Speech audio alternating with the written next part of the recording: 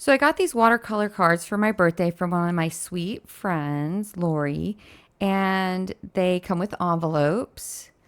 They are size 4 by 6, I believe, and they're 140 pound, 100% cotton. I've never used this brand, so I'm excited to try them. So I just opened these, and it comes with 30 envelopes, 30 watercolor cards, 4 by 6. And look at these cute little stickers that it came with. I love that. I wasn't sure what kind of card it was, but it looks like it's just a postcard type, which I think is great. You can watercolor in the front, right on the back, and just slip it in the envelope. So I'm going to get painting. So here you can see that I'm drawing my pumpkin. You can follow along with this time lapse, or you can pause the video at the end when the final product is shown. So supplies today, I'm using my Creative Mark Mimic brush. I got it in a set a bunch of years ago. I'm also using my Princeton Heritage brush, size 12. This is probably one of my favorite brushes. And I'm also going to use probably my size 4 round Princeton Heritage brush. I might end up using some other ones, but that's what I'm planning on using. I have this really old spray bottle. I think it was from Beach Babe hair. I rinsed it out and I just put water in it. And so what I'm going to do is I'm going to take my palette. I'm just going to spray all my watercolors. So you're going to just spray your palette, make sure your colors are nice and wet, and then you're going to wet your brush. You're going to start off by doing the pumpkin shape on the left.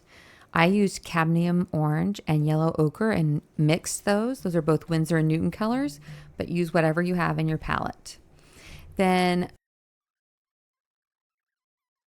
the bottom of the pumpkin. And then what I did was I picked it up to kind of let it blend around, and the color is only going to go where you put the water. Rinse your brush off, and then I used a smaller brush to put in this olive green color. It's by Aquarelle, and it makes it look like a gourd. And I used that green to define the lines on the pumpkin and kind of just put a little bit of shadow around the stem. So then next I move on and I do the pumpkin on the right because I don't want it to bleed. If I did the middle pumpkin, it would bleed into that other gourd-like pumpkin, and that would not be good. So I use Pyro Scarlet and New Gamboge, and those are both Daniel Smith colors. I really like Daniel Smith. It's a really creamy paint and it's easy to work with. On the orange pumpkin on the right-hand side, I leave a little bit of white and it creates a little glow, and I really like that. Then I finally go in with a size 1 Princeton Heritage brush, and I go over those lines with that kind of reddish color on the pumpkin, and I'm done with that section. And then I have to either let it dry or make it dry, and I think that I'm just going to go do a couple other things while I let it dry. The way you test to see if your watercolor paper is dry is you go like this, the back of your hand, and I still feel a tiny bit of dampness, so I'm going to use my trusty hair dryer. So my painting is dry, and I decided to get out my Derwent Inktense. They are a watercolor pencil. I'm going to show you, this is the whole set here, and it is a set of 24, and this is what the front looks like, and they are basically like a watercolor pencil. So I've decided that I'm going to use that on the third pumpkin, and I'm just going to kind of just do a really light edging along where I put the pencil lines.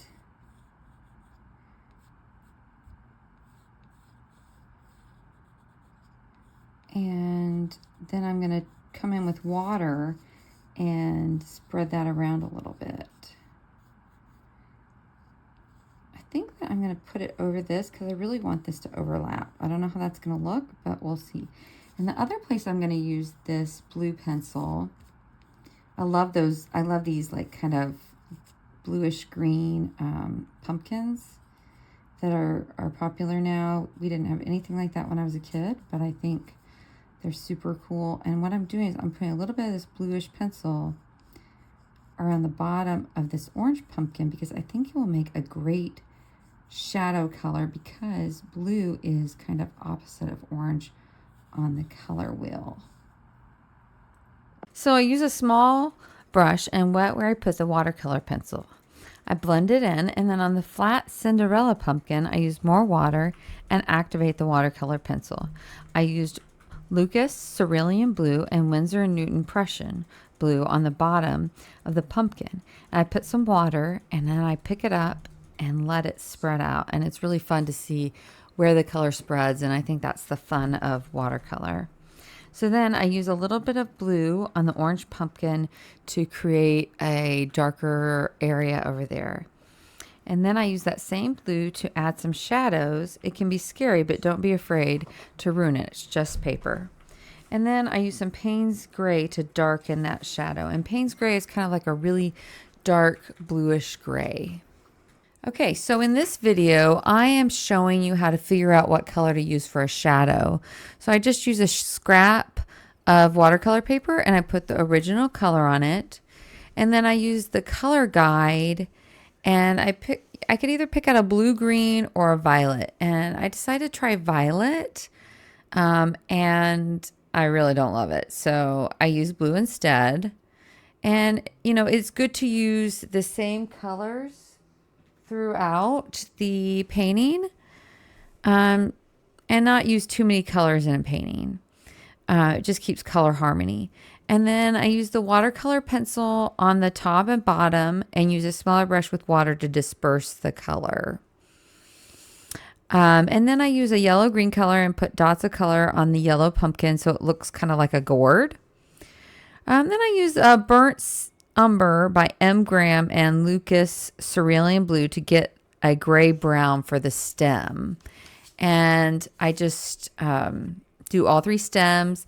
I use Payne's Gray to do some shadow on the stem. And then I work on the shadow on the blue pumpkin. I use orange for the shadow and I put a little on the pumpkin as well. And I'm not loving the orange shadow, but I'm going to let it dry. I move on to the next pumpkin, the yellow and green one. And I use Cerulean Blue and Payne's Gray for the shadow on the green pumpkin. And I realized there are way too many colors. So I correct it by putting Cerulean Blue on it and more Payne's Gray. And under the yellow green pumpkin that's what I'm doing. I'm not happy with the orange shadow, so I use a watercolor pencil and Cerulean Blue to kind of change that shadow. And then I put orange on the rest of the shadows so they all look similar. And then to finish out the painting, I use a greenish yellow color for vines and leaves using a very small brush. So I hope that you enjoyed this painting. I know I did. And if you want more paintings like this, let me know and like and subscribe.